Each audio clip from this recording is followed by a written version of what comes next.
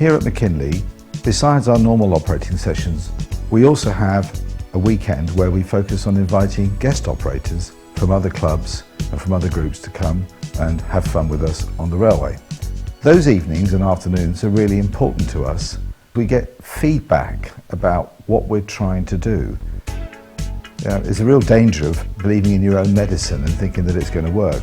And the great levelling thing about having guest operators who have a complete mix of abilities in terms of their backgrounds and their skills, whether they want to just operate trains or whether they just want to watch trains going around, whether they've got digital awareness or not. We've got issues, mate. Oh, we've got issues. We've got issues. It's a great leveller for us because we find that people come along and they get stuck in odd places we wouldn't have expected them to, or they find certain bits really easy. And to us, that's a huge benefit. We're going to go for a cup of tea time. If you haven't got a loco that is consistent with the train, with the service that it's got, so what do you do then? If you sent a West Country on a Manchester Express from London, you'd suddenly find your team lost 100 points, but it wouldn't tell you why. And then at tea break, we tally up who's lost what, and you can find Steve's team's got 400 and Chris's team's lost 300. You go, well, that can't be right, we've got all our trains on time. Oh yeah, but you sent a merchant to Manchester. Well, how was I to know? I know you know, but a lot of guys go, well, how was I to know? And I say, well, you won't make that mistake again.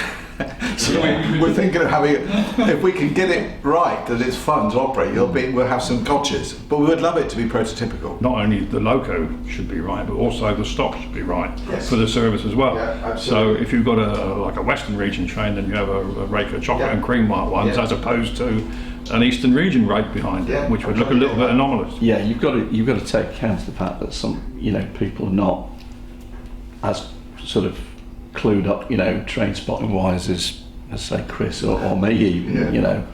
They're operating trains and they get a great deal of satisfaction. Well, I don't know if that one's going or not. Request to depart.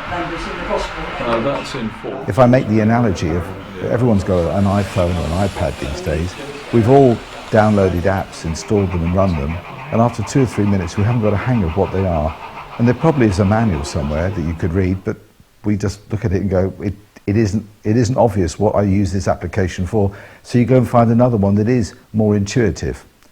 So, given that we've changed our whole timetabling system over to using iPads, the lessons we're having to learn about it is that we've got to keep making it simpler and more intuitive. And I think Kevin's going to make the tea, actually. I don't know what we do now. The train's still in the station. No one noticed it. And that's where we are. And that's a process which is going to take a year, maybe 2 years to refine. So having guest operators coming and operating our railway with us, besides being great fun and a fantastic forum to share ideas between each other, to learn about what they're doing, which is always interesting, we're getting a fresh set of eyes every time on what we're doing and what works well and what doesn't. So you know how you've always you get some iPhone apps and you can just use it, and then other ones you're confused and think, well, I don't understand that. Well, so that's where we've got to think about the interface a bit more.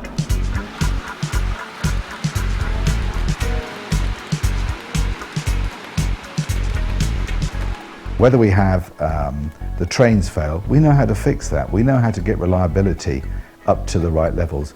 But the bit that we can't necessarily just get intuitively from ourselves is, does it work? Is it easy to use?